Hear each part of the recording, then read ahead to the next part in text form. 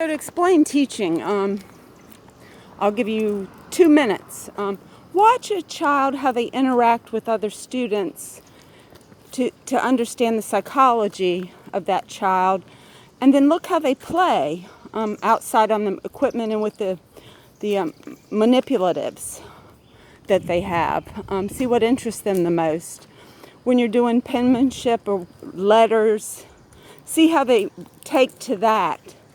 I'll be honest, I knew my son was a musician. He was 18 months old. I could just tell the way he went over and sat on the keyboard.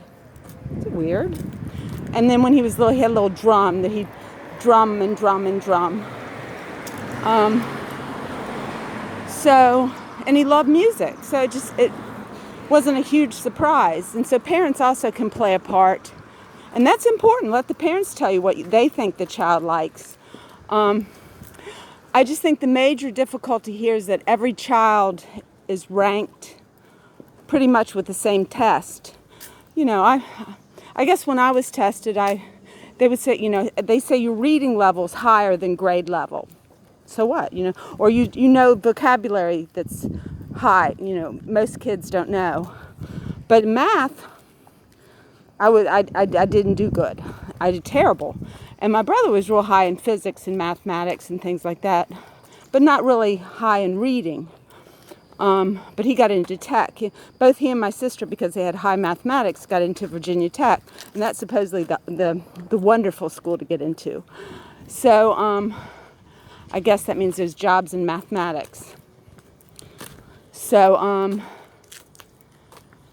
we know that trade schools are necessary, but I want all these kids I want us all to emphasize different activities that are learning activities for all these kids and test them on things they're good at, as well as I do think they should take all the same tests and not do well and say, well, so-and-so did good on this test, so they're probably going to go into the career of being a medical doctor. And, they're probably not as good at wiring or so, or they might be.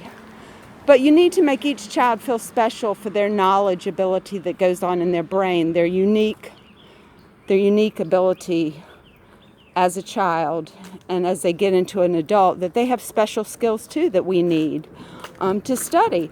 I do see kids that don't like to read, and my son is like that. It does worry me, but he gets a lot from movies, and he doesn't read music even. So there's other ways of learning for kids that don't like to read. And the ones that do like to read, please, please, please get them to be challenged and enjoy the challenge of reading things that are difficult. Look those words up. That is a mastery skill of people that love to read, to also challenge themselves, because those are thinking skills. Thank you.